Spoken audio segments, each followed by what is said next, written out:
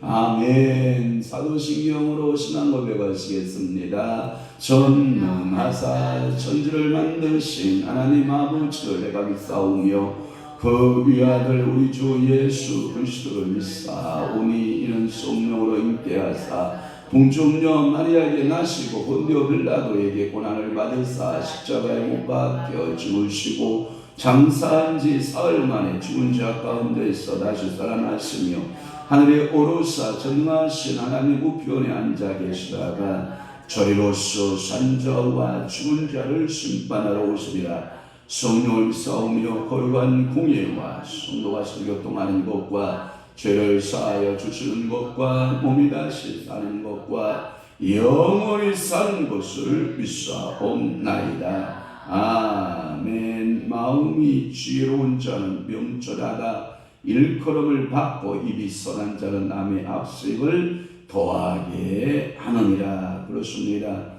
오늘도 우리의 심령, 우리의 마음을 주께서 지혜로운 자되어 명철하다라는 말을 일컬음을 받게 하시고, 오늘도 입이 선한 자는 남의 악습을 더하게 한다고 했사오니 오늘도 우리 입술을 주님께서 선하게 하시고 우리 하나님께서 진리 가운데로 우리를 인도하시고 성령 충만한 그리스도의 삶으로 우리 아버지께 영광 돌려주는 귀한 성령의 사람들이 다 되도록 우리 아버지가 축복하여 주옵소서. 사랑하는 귀한 주의 백성들, 하나님 기억하사 불꽃 같은 눈동자로 저들을 축복하여 주옵시고 저들의 간구, 저들의 소원, 저들의 부르짖음이 하나님 나라의 상달되게 하시고 오늘도 살아계신 전능하신 하나님 아버지 앞에 굴복하며 믿음으로 행하며 말씀 따라 살아내는 귀한 성도들, 축복의 성도들 다 되도록 은혜 베풀어 주시옵소서. 우리 주님 영광 홀로 받으심을 믿사오고 예수 그리스도의 이름으로 축복하며 기도하옵나이다. 아멘. 하나님의 말씀 묵도하겠습니다. 예레미야 11장 14절에서부터 17절 말씀까지 우리 한 목소리로 합도가 들어갑니다. 11장 14절 시작. 그러므로 너는 이 백성을 위하여 기도하지 말라. 그들을 위하여 부르짖거나 구하지 말라. 그들이 그 고난으로 말미암아 내게 부르짖을 때에 내가 그들에게서 듣지 아니하리라. 나의 사랑하는 자가 많은 악한 음물을 꾸미더니 나의 집에서 무엇을 하려느냐. 거룩한 죄물 고기로 내 재난을 피할 수 있겠느냐. 그때에 네가 기뻐하겠느냐. 여호와께서는 그의 이름을 일컬어 좋은 열매 맺는 아름다운 푸른 감람나무라 하였었으나 큰 소돔 중에 그 위에 불을 피웠고 그 가지는 꺾였도다.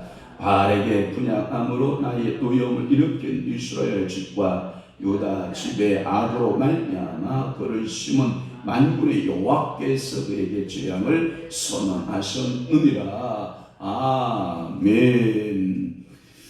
오늘 새벽 아침 은혜 받으실 말씀은 예레미야 11장 14절에서부터 17절 말씀을 중심으로 해서 하나님의 징계 선언이라는 말씀의 제목으로 함께 은혜를 상고하고자 하는 것입니다. 특별히 9절에서부터 13절 말씀에 보면 하나님의 언약을 뭐했다? 배반했다. 하나님의 언약을 뭐했고 배반한 사건에 대해서 말씀을 하고 있지요. 그 언약을 배반하지 말아라 라고 하는 말씀을 통해서 우리는 은혜를 받았습니다. 그럼에도 불구하고 남유다 예루살렘이죠. 남유다 예루살렘이 우상 숭배에 돌아간 그 백성에게 하나님은 결정하시죠. 뭘 결정하시냐? 징계를 내리겠다는 거예요. 그 말의 의미는 이런 말과 같아요. 학교에 가면 학교에 교칙이 있어요. 이사에 가도 그 이사에 어떠한 그 경영하는 그러한 그 룰이 있거든요. 학교의 교칙을 지켜라. 학생들에게 학생과 주임들이 수둔의 당부를 해요. 그런데 만약에 그 학교의 교칙을 어기게 되면 반드시 교사들의 이의가 열려지기 시작해요. 어떤 학생이 이러한 교칙을 어겼는데 이 문제를 우리가 어떻게 다루는 것이 좋겠느냐라고 하는 회의가 열려지기 시작을 하고 그 이의의 결과에 따라서 징계가 내려지죠. 그래서 가장 큰 학생으로서의 징계는 뭐냐? 퇴학이에요. 퇴학. 그러니까 퇴학을 맞으면 그 학교에 가요? 못 가요?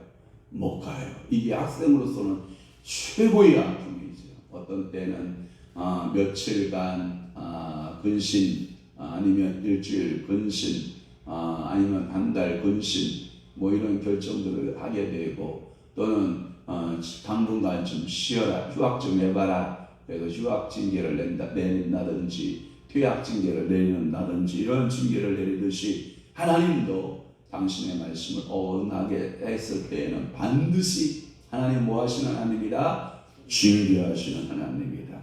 그러니까 하나님은 심판한다 그러면 어떤 개념이냐면 버린다라고 하는 개념이에요. 그 말의 의미는 심판은 이제 끝났다 선언을 하고 본다면 징계라고 하는 것은 아직 가능성을 두고 열어놓고 있는 거예요. 그 말을 말하면 카드로 말하면 우리가 축구 경기에서 옐로 카드 알아요? 옐로 카드가 있고 또 하나 카드가 어떤 카드가 있어요? 레드 카드, 빨간색, 노란색 카드와 빨간색 카드가 있는데 지금 어떤 카드를 내밀고 있는 거예요? 노란색 카드를 내밀고 있다. 그러면 이 노란색 카드를 내밀면 내가 경고를 받게 되면 징계를 받게 되면 그때부터 선수가 그 운동 경기할 때 조심해요 안 해요? 굉장히 조심만 해요. 왜? 퇴장을 당하게 되면 그 팀에게 엄청난 피해를 끼치기 때문에 그래서 그 룰대로 축구 경기는 축구를 해야 될 것이고 학교 학생은 교칙에 따라서 학생의 생활이 있듯이 하나님의 백성은 뭐에 따라서? 하나님의 말씀을 따라서 살아가요. 우리는 하나님의 거룩한 자녀들이잖아요. 하나님의 거룩한 백성들이니까 뭐 따라서 살아라? 말씀 따라 사는 것이 당연하다. 그러면 14절 말씀에 엄청난 이 선언인데, 이 백성을 위하여 뭐하지 말아라? 기도하지 말아라. 야, 예레미야를 향하여, 예레미야야 너는 이 백성을 위하여 뭐하지 말아라? 기도하지 말아라. 이걸 가리켜서 기도 중지명령 이렇게 말하는 거예요. 예레미야의 사명이 뭘까요? 예레미야의 사명 이제까지 봤잖아요. 기도자의 기도의 사명이에요. 만약에 저한테 박 목사 지금부터 기도하지 마시오, 아마 저는 못 견딜 것 같아요. 못 살 것 같아요. 기도 없이 산다 못 산다? 못 산다가 답이잖아요. 그런데 너는 기도하지 마. 특별히 이 예레미야는 눈에 뭐가 많은 선지자예요? 눈물이 많은 선지자. 그만큼 다른 이들을 위한 중보기도적 사명을 가지고 있어요. 다른 이들을 위한 기도적 사명이 있는데 그 사명에 대한 중지명령이 떨어져요. 이게 잘 들리나 모르겠어요. 이게 좀 조금만 올려줘봐요. 그러니까 중지명령이 딱 떨어지면, 이게 중지명령이 딱 떨어지면 예레미야는 더 슬퍼지는 거예요. 사랑하는 성도 여러분, 오늘도 예레미야의 중보의 기도를 드리는 것을 금지시키는 하나님의 마음은 얼마나 아프겠어요. 예레미야가 기도하지 못하는 아픔이 있다고 그러면 이 기도를 못하게 하는 하나님 아버지의 마음은 또한 더 아프다. 감사해요 사모님, 고맙습니다. 그래서 하나님은 예레미야의 중보 기도를 드리는 것을 금지하고 이제는 결정적으로 그들에게는 심판만이 남아있다라고 하는 그러한 메시지를 전달해요. 하나님과 백성 사이에서 고민하는 예레미야의 고통을 우리는 짐작할 수가 있어요. 하나님은 마음의 결정을 봤어요. 그 일을 시행하려면 가운데 누가 걸려요? 기도하는 선지자 예레미야가 걸려요. 그러니까 예레미야야 너 기도하지 말고 빠져가라. 빠지고 가만히 있어봐라. 내가 너희 백성에게 뭐 할 것이다? 징계를 할 것이다. 이렇게 말씀하시는 거예요. 또 하나는 15절 풀면 이런 말씀이 있어요. 나의 사랑하는 자가 많은 악한 음모를 꾸미더니 라고 하는 말씀을 줬어요. 여기에 보면 한글판 성경에 보니까 많이 행음했다라는 표현을 써요. 많은 악한 음모를 꾸미더니 이 말이 행음 사건으로 말하고 있어요. 자, 하나님과 이스라엘 백성 간에 뭘로 표현되냐면, 여러분들이 부부관계 알아요? 부부관계로 표현돼요. 그래서 하나님은 그 신랑이 되고, 그리고 이스라엘 백성은 그의 아내가 돼서 표현되고 있는데, 그런데 이스라엘 백성들이 오직 누구만 바라봤어야 되는데 여호와 하나님만을 바라봐야 되는데 온갖 다른 우상들을 섬기게 되니까 그 사건을 가리켜서 뭐 했다고 본다? 악한 음모를 꾸민 것으로 본다. 많은 악한 음모. 그래서 이 많은 행함으로 본 거예요. 그리고 뭐냐면 이 행함 사건, 음란 사건으로 본 거예요. 그러니까 용서가 된다 안 된다? 안 된다. 그래서 호세아 선지자를 통해서도 호세아에게 하나님의 명령이 떨어지잖아요. 호세아야, 너는 가라. 어디로? 고멜이 있는 곳으로, 사창가로 가라. 그러면요, 고멜이라는 여인이 있다. 그러면 그 여인을 취하여서 네 아내로 삼고 음란한 자식을 낳아라.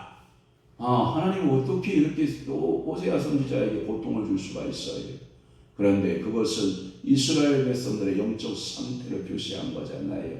그래서 호세아는 하나님은 구원이시다라고 하는 의미를 가지고 있고, 그것이 신약에 와서는 예수가 여호수아, 호세아, 예수, 이게 발음상에 같은 어원을 가지고 있는 거 아닙니까? 그러니까 여호수아, 호세아, 예수, 그는 구원이시다. 자기 백성을 죄에서 구원할 자이심이라 라는 이름을 가지고 있기 때문에 음란한 고매를 얻어서 결혼 생활이 시작되는데 얼마나 이 호세아의 결혼 생활이 힘들었을까. 제가 가끔마다 이사야가 그는 혈통적으로 왕족이잖아요. 그리고 아내를 얻어요. 그런데 하나님께서 네 아내를 데리고 가겠다. 그래서 실질적으로 데리고 가요. 이 선지자의 고통과 아픔이 얼마나 컸을까. 제가 보니까 예레미야도 마찬가지인데, 예레미야야 네가 사랑하는 사람이 있느냐? 너는 결혼하지 말아라. 하나님께서 결혼 금지 명령을 떨어져요. 여러분, 사랑하는 사람이 눈앞에 있어 결혼을 하려고 하는데 너는 결혼하지 마. 이러니까 예레미야의 아픔이 얼마나 많이 아플까.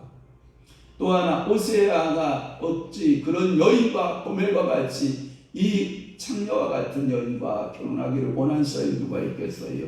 그럼에도 불구하고 하나님께서는 너는 그 여인과 가서 결혼 생활이 시작되라. 이럴 때 얼마나 호세아의 마음이 아팠겠어요. 이러한 모습들은 다 하나님의 마음을 표현하기 위한 과정이었다라고 하는 거예요. 그래서 성경에 보면 나의 사랑하는 자가 이렇게 말씀해요. 나의 사랑하는 자, 이게 누구냐? 유다 백성을 말해요. 그래서 12장 7절 말씀을 보면 한번 다 함께 볼래요? 그 한 장만 넘기면 있어요. 내가 내 집을 버리며 내 소유를 내던져 내 마음으로 사랑하는 곳을 그 원수의 손에 넘겼나니. 사랑하는 것, 유다를 말해요. 하나님이 우리를 사랑해요. 그래서 그 사랑 때문에 그 고통당하고 있는 예레미야의 모습. 그래서 악한 음모 많은 이 행음은 곧 영적인 행음 사건을 말하고 곧 우상 숭배를 가리키는 것을 말하고, 또 하나는 나의 집이라고 하는 표현을 쓰고 있거든요. 나의 집에서 무엇을 하려느냐라고 할 때 이 하나님의 집, 이건 뭘 말하냐면 성전을 말해요. 그래서 하나님의 성전을 가리키는데 그걸로 그들은 유다의 백성들이 우상 숭배를 하면서 습관적으로 거룩한 거룩한 제물 고기로, 여기는 뭐냐면 제가 주석을 찾아보니까 하나님 앞에 제사할 때 드리지 말아야 할 고기가 있어요. 특별히 그게 뭐냐? 돼지고기예요. 돼지고기.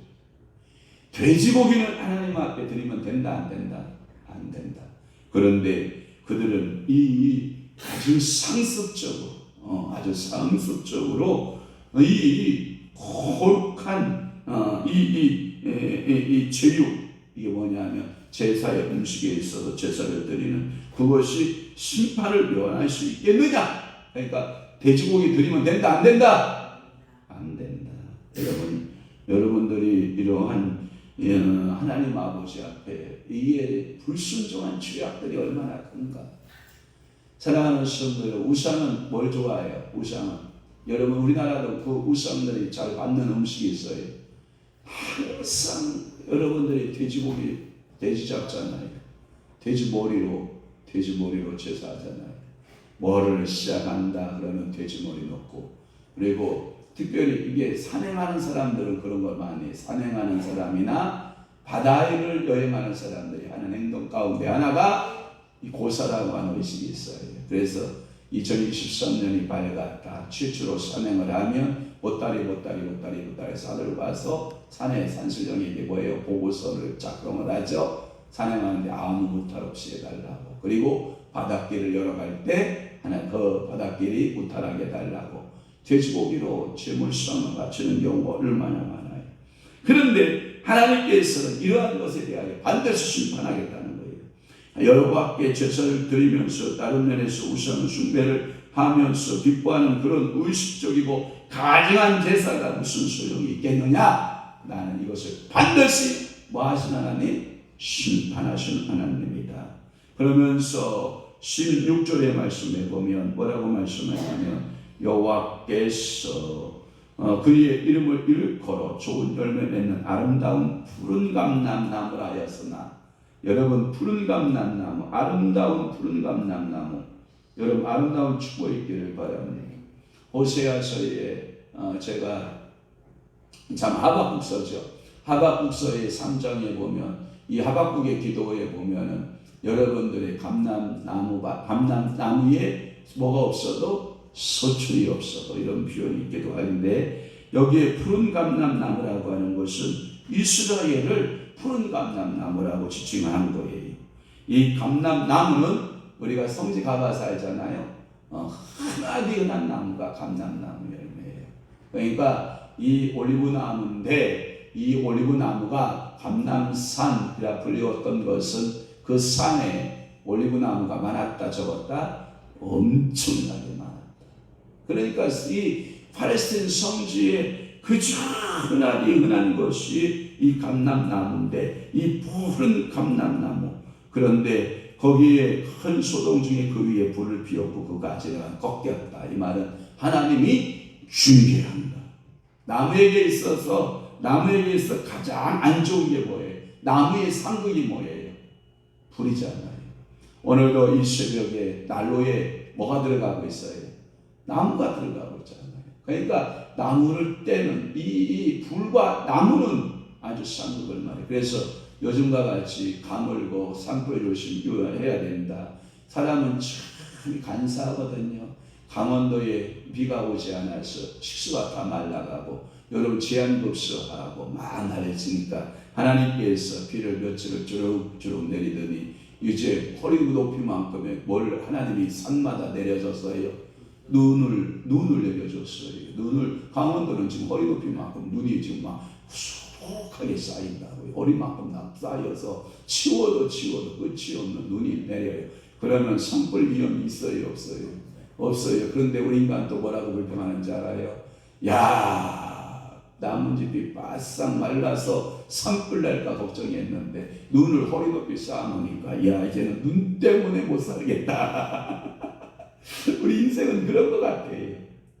조금만 추우면 추워서 못 살겠다. 조금만 더우면 더워서 못 살겠다. 여러분 제가 늘 여러분들 감사하잖아요.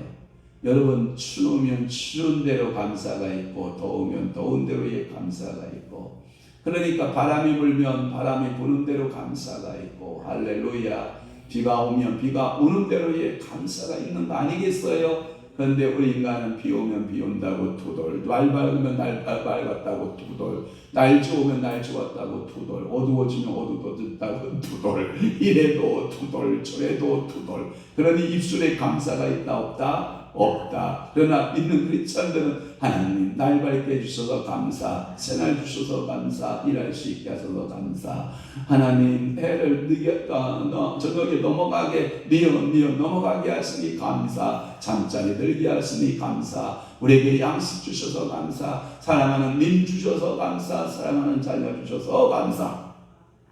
뭐 버릴 게 있어요? 없어요. 여러분 푸른 감람나무 같은 이 성도 되기를 축원합니다. 왜 그러냐? 이 푸른 감람나무 제가 참고서 찾아봤어요. 그랬더니 두 가지 의미가 있어요. 하나는 뭐냐? 번영이라고 하는 의미가 있어요. 푸른 감람나무는 생명력이 좋아요. 그러니까 이게 자라기를 잘 자라요. 그러니까 교회도 푸른 감람나무처럼 쑥쑥 자라요. 자라면 자란 만큼 여러분 거기에 뭐가 있을 것 같아요? 소출이 많죠. 그러니까 이 소출이 풍성한 가정이 좋죠. 여러분들이 한 달 열심히 일했는데 소출 없으면 여러분 힘 빠지잖아요. 그런데 월급 받아야 안 받아요? 받아요. 그러니까 기분 좋아요 안 좋아요? 써도 다음에 또 주실 것을 믿으니 기뻐요 안 기뻐요? 기뻐요. 그런데 이번 쓰고 다음 달 월급이 없다 하는 사람 얼마나 불쌍한지 알아요? 이게 또 하나 푸른 감람나무는 의를 상징해요. 의. 그러니까 오늘도 번영과 의인의 삶이 펼쳐지기를 주의 이름으로 축원합니다. 의인의 삶이 있어야 돼요. 그러나 이제 그들이 범죄한 현상에서 그 나무가 불타버리고 그 가지가 꺾이었다라고 하는 것은 우리가 너무 가슴이 아픈 거예요. 사랑하는 성도 여러분, 여러분들의 축복할게요. 건강이 꺾이지 않기를 바래요. 그래서 저도 기도해 열심히 기도하는데 하나님 강희출 할아버님처럼 97세까지 내 97세 살겠다는 게 아니라 죽는 날까지 팔팔하게 살다가 딱 우리 어머니가 늘 그랬는데 3일만 아프다 가야지, 3일만 아프다 가야지 이렇게 노래를 부르셔요. 그것은 뭐냐면 하나님이 그 기도에 들으실까 안 들으실까요?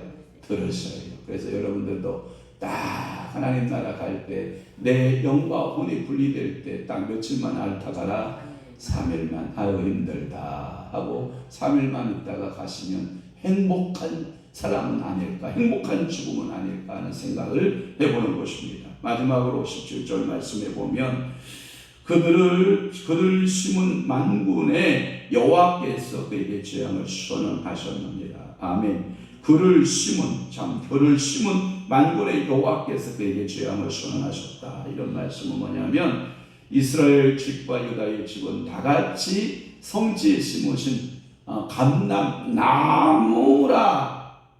이제는 그 나무를 뽑아 버리겠다, 심판하시겠다. 그래서 이스라엘은 이미 뽑혔고 유다는 곧 뽑히올 감람나무다. 이렇게 보는 거예요. 가슴이 아파요, 안 아파요? 아파요.